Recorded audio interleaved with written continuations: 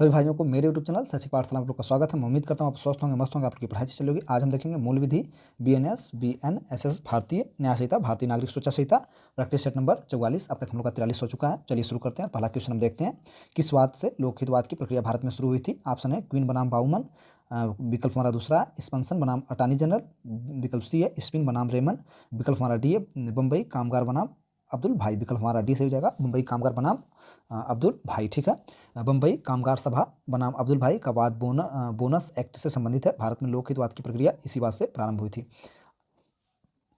सर्वजन सुखाय की भावना से प्रेरित होना लोकहितवाद का प्रमुख लक्षण है। यह इसी वाद में अधिनिर्धारित किया गया था। ठीक, अगला क्वेश्चन देखते हैं। क्वेश्चन नंबर हमारा 2, सूचना प्रौद्योगिकी अधिनियम 2000 के किन अध्यायों में साइबर अपराधों के विविध प्रकार का उल्लेख है। अध्याय 9 में, अध्याय 7 में, अध्याय 9-12 में, अध्याय 12 में। तो विकल्प हमारा सी से हो जाएगा अध्याय 9 और 12 में। सूचना प्रौद्योगिकी अधिनियम 2000 के अध्याय 9 और 12 में साइबर अपराध के विविध प्रकार का उल्लेख किया गया। क्वेश्चन नंबर हम 3 देखते हैं।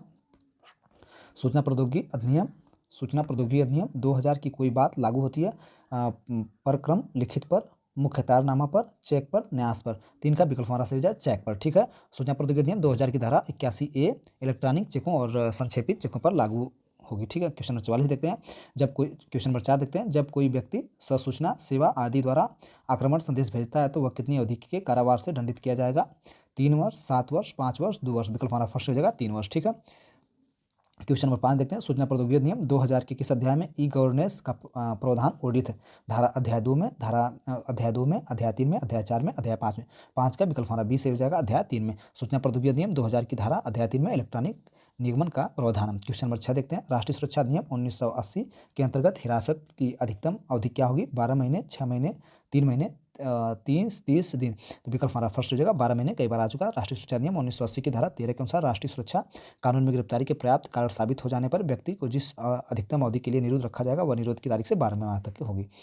अगला क्वेश्चन देखते हैं। क्वेश्चन नंबर 7 क्या हमारा बैंकर बाह्यों के अवलोकन का प्रावधान है। धारा 17 के अधीन अवलोकन करने के लिए सशक्त प्राधिकारी कोई भी पुलिस अधिकारी, मजिस्ट्रेट, पुलिस अधिकारी के निम्न पंक्ति का कोई अधिकारी। 7 का विकल्प हमारा फर्स्ट हो जाएगा धारा 17 के अधीन अवलोकन करने के लिए सशक्त प्राधिकारी। क्वेश्चन नंबर 18 देखते हैं। क्वेश्चन नंबर 8 देखते हैं। निम्नलिखित में से कौन सा रियल एस्टेट या स्थावर संपदा विनियम और विकास अधिनियम का विषय है। कृषि भूमि।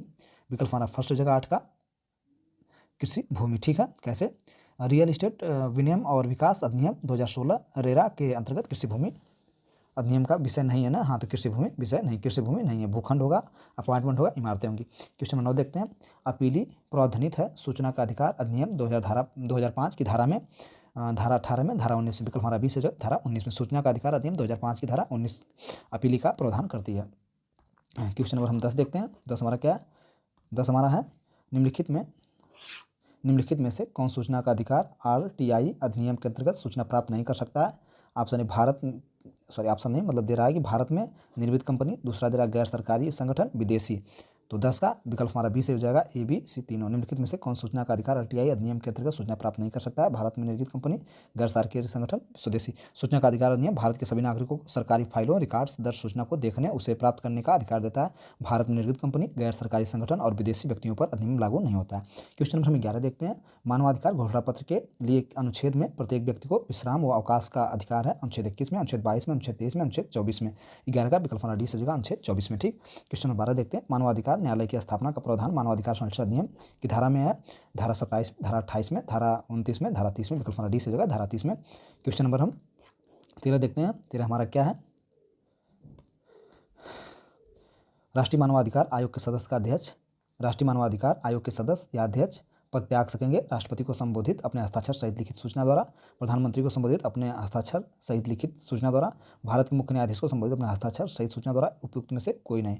13 का विकल्प हमारा ए से हो जाएगा राष्ट्रपति को संबोधित अपने हस्ताक्षर सहित लिखित सूचना द्वारा। ठीक है, क्या था। राष्ट्रीय मानवाधिकार आयोग के सदस्य अध्यक्ष पद त्याग सकेंगे। राष्ट्रीय मानवाधिकार संरक्षण अधिनियम 1993 की धारा 5A के अनुसार अध्यक्ष या कोई सदस्य राष्ट्रपति को संबोधित अपने हस्ताक्षर सहित लिखित सूचना द्वारा अपना पद त्याग करेगा। ठीक है, क्वेश्चन नंबर 14 देखते हैं। फरार व्यक्ति की संपत्ति कुर्की का प्रावधान दिया गया है 84 में, धारा 85 में। विकल्प हमारा 20 हो जाएगा धारा 85 में। भारतीय नागरिक सुरक्षा संहिता 2023 की धारा 85 में फरार व्यक्ति की संपत्ति कुर्की का प्रावधान दिया गया। ठीक, अगला क्वेश्चन नंबर 15। वन्यजीव संरक्षण नियम के अंतर्गत वन्यजीव अभयारण्य में हानिकारक पदार्थ का उपयोग का प्रतिषेध किया गया धारा 30 में, धारा 31 में, धारा 32 में, धारा 33 में। 15 का विकल्प हमारा सी से होगा धारा 32 में। वन्यजीव संरक्षण अधिनियम 1972 की धारा 32 के अनुसार कोई व्यक्ति किसी अभयारण्य में रसायनों, विस्फोटकों या किन्हीं अन्य पदार्थों का जो ऐसे अभयारण्य किसी वन्य जीव को क्षति पहुंचा सके या खतरे में डाल सके प्रयोग नहीं करेगा। क्वेश्चन नंबर 16 देखते हैं। पर्यावरण संरक्षण अधिनियम के अधीन बनाए गए नियमों को संसद के किस सदन से समक्ष रखा जाता है? पर्यावरण संरक्षण अधिनियम के अधीन बनाए गए नियमों को संसद के किस सदन के समक्ष रखा जाता है? लोकसभा में, राज्यसभा में, दोनों में, किन्हीं में? संसद के प्रत्येक सदन में। 16 का विकल्प हमारा डी से हो जाएगा, संसद के प्रत्येक सदन में। क्वेश्चन नंबर हम 17 देखते हैं। 17 हमारा क्या? पीला बॉक्स वाहन को किस दिशा में मुड़ने को मददगार होता है? पीला बॉक्स वाहन को बाएं दिशा में मुड़ने में मददगार होता है। विकल्प हमारा फर्स्ट हो जाएगा। क्वेश्चन नंबर 18 देखते हैं। धारा 65 में क्या वर्णित है? राज्य सरकार की सड़क पर परिवहन नियंत्रण करने की शक्ति। धारा 65 में क्या वर्णित है? मोटर वाहन अधिनियम 1988 की धारा 65 के अंतर्गत राज्य सरकार की सड़क परिवहन को नियंत्रण करने की शक्ति का वर्णन किया गया है। ठीक, अगला क्वेश्चन देखते हैं, यानी विकल्प इसका फर्स्ट हो गया। अगला क्वेश्चन 19 देखते हैं, क्या है?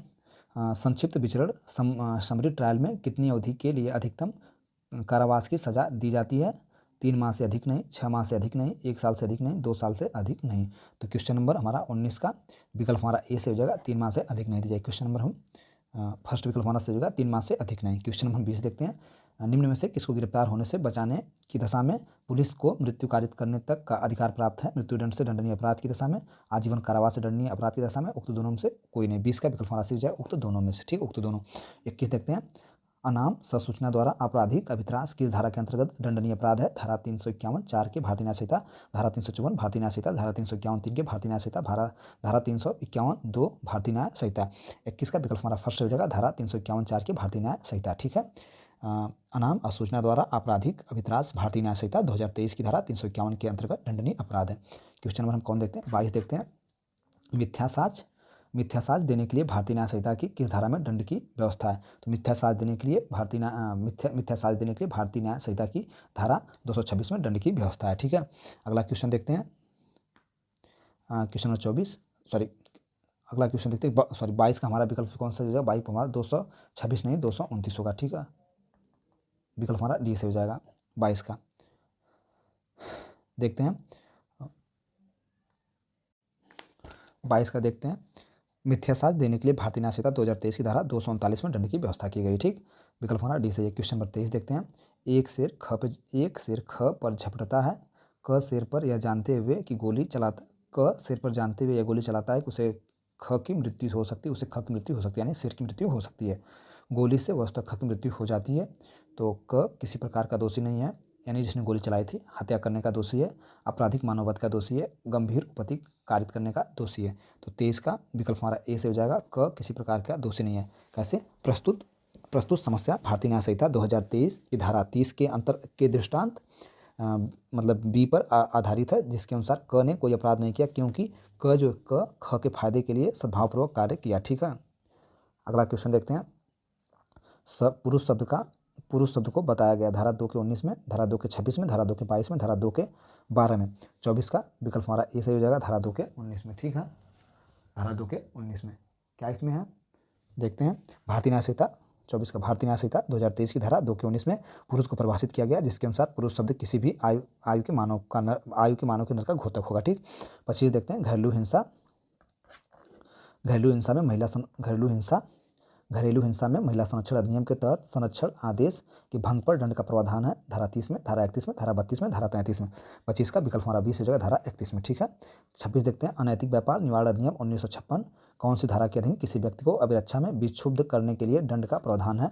धारा 17 में, धारा 19 में, धारा 9 में, धारा 14 में। 26 का विकल्प हमारा सी से हो जाएगा, धारा 9 में। ठीक है, अगला क्वेश्चन देखते हैं। दहेज प्रतिषेध अधिनियम 1961 के अधीन धारा 3 में विचारण के समय प्रमाण का भार किस पर होगा? जिस व्यक्ति के विरुद्ध अभियोजन हो, परिवादी पर, पत्नी पर, शासन पर। 27 का विकल्प हमारा ए से हो जाएगा, जिस व्यक्ति के विरुद्ध अभियोजन हो। ठीक, अगला क्वेश्चन देखते हैं। क्वेश्चन नंबर 28 किशोर न्याय बालकों की देखरेख और संरक्षण अधिनियम 2015 की किस धारा में घोर अपराध परिभाषित है? धारा 2 के 54 में। विकल्प हमारा फर्स्ट हो जाएगा, धारा 2 के 54 में। ठीक है, किशोर न्याय बालकों की देखरेख संरक्षण अधिनियम 2015 की धारा 2 के 54 में घोर अपराध परिभाषित है। क्वेश्चन नंबर 29 देखते हैं। किशोर न्याय बालकों की देखरेख और संरक्षण अधिनियम 2015 की किस धारा में अभ्यर्पित बालक परिभाषित है? धारा 2 के 69 में, धारा 2 के 65 में, धारा 2 के 63 में, धारा 2 के 60 में। विकल्प हमारा डी से हो जाएगा, धारा 2 के 60 में। 2015 की धारा 2 के 60 में अव्यपित बालक परिभाषित है। क्वेश्चन नंबर 30 देखते हैं, लैंगिक अपराधों से बालकों के संरक्षण अधिनियम 2012 की किस धारा के अंतर्गत किसी अपराध को कारित करने के प्रयास के लिए दंड निर्धारित है? धारा 18 में, विकल्प हमारा फर्स्ट जगह धारा 18 में। ठीक है, देखते हैं कैसे, थोड़ा सा पढ़ लेते हैं इसको। लैंगिक अपराध से बालकों के संरक्षण अधिनियम 2012 की धारा 18 के अनुसार जो कोई इस अधिनियम के अधीन दंडनीय किसी अपराध को करने का प्रयत्न करेगा, वह अपराध के लिए उपबंधित किसी भांति के लिए ऐसे कारावास से जिसकी अवधि आजीवन कारावास से आधे तक की होगी, उसे अपराध के लिए उपबंधित दीर्घतम कारावास के आधे तक की हो सकेगी या जुर्माने या दोनों दंडित किया जाएगा। क्वेश्चन नंबर अगला देखते हैं, यानी 31, लैंगिक अपराधों से बालकों के संरक्षण अधिनियम 2012 के अंतर्गत विशेष न्यायालय के समकक्ष कौन कार्रवाई का संचालन करेगा? जिला लोक अभियोजक अधिकारी, शासकीय अधिवक्ता, विशेष लोक अभियोजक। विकल्प हमारा सी 3 सही हो जाएगा, सी विशेष लोक अभियोजक। क्वेश्चन नंबर 32 देखते हैं, अनुसूचित जाति अनुसूचित जनजाति अधिनियम के अंतर्गत अधिनियम का प्रभावी क्रियान्वयन सुनिश्चित करने का दायित्व केंद्र सरकार पर, राज्य की सरकार का, दोनों का, इनमें से कोई नहीं। 32 का विकल्प हमारा 20 हो जाएगा, राज्य सरकार का। ठीक है, क्वेश्चन नंबर 33 देखते हैं, निवारण बंदीकरण क्या है? निवारण बंदीकरण का क्या उद्देश्य है? दंड देना नहीं है, अपराध को रोकना है। अपराध को रोकना नहीं वरना दंड देना है। दोषी का पता लगाना, न कि विरोध करना। निरोध करना नहीं दंड देना। 33 का विकल्प हमारा फर्स्ट हो जाएगा, दंड देना नहीं अपराध को रोकना। निवारण बंदीकरण क्या उद्देश्य है?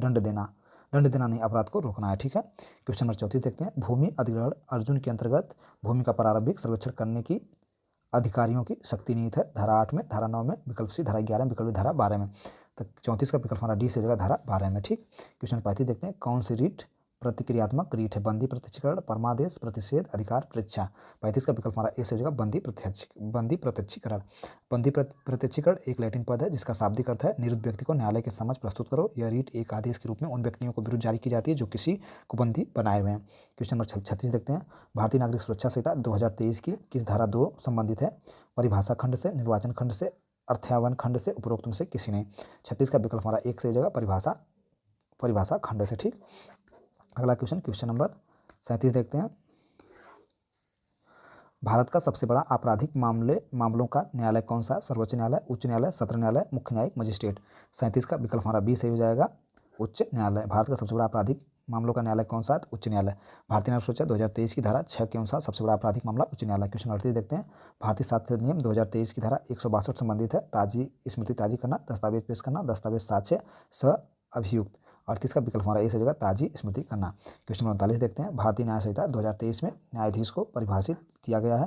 धारा 2 के 16 में, धारा 2 के 17 में, धारा 2 के 21 में, धारा 2 के 22 में। 39 का विकल्प हमारा ए से हो जाएगा, धारा 2 के 16 में। भारतीय न्याय संहिता 2023 की धारा 2 के 16 में न्यायाधीश को परिभाषित किया गया है। क्वेश्चन नंबर 40 देखते हैं, भारतीय न्याय संहिता 2023 की धारा 2 के 17 के अनुसार जीवन से अभिप्रेत है पशु का जीवन, मानव का जीवन, व्यक्ति का जीवन, उपरोक्त सभी। 40 का विकल्प हमारा बी से हो जाएगा, मानव का जीवन। प्रैक्टिस सेट नंबर हमारा 44 समाप्त हुआ और आप लोग टेलीग्राम से इसका PDF जाके ले सकते हैं। सभी भाइयों को थैंक यू, धन्यवाद।